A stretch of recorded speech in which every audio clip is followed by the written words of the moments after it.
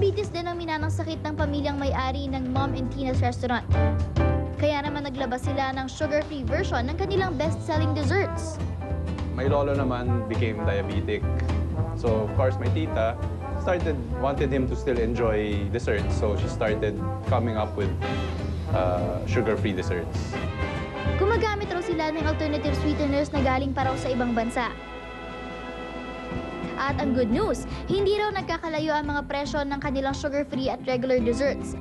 Ang best-seller nilang sugar-free fudge cupcake na 47 pesos, 2 piso lang ang minahal sa original version. Ang sugar-free meringue naman na 100 pesos, mas mahal lang ng 10 piso sa orihinal. Hindi ka raw mauubusan ng sugar-free choices dito. Meron ding mango cream pie, American apple pie at walnut tort. Sa itsura, walang pinagkaiba ang mga to sa regular desserts. Pero pagdating sa lasa, pareho din kaya? Masarap pa din. Lasang chocolate pa rin. Hindi lang talaga masyado matamis.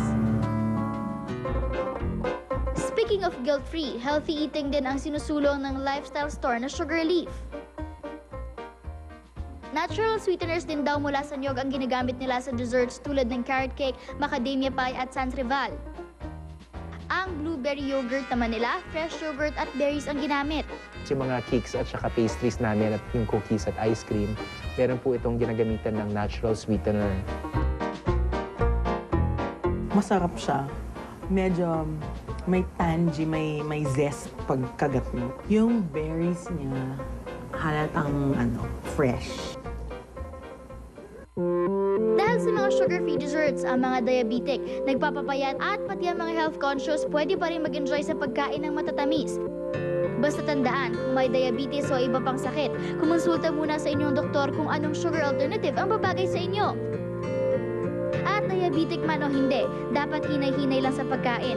Dahil malaki ang ginagampanan ng diet sa ating pangkalahatang kalusugan.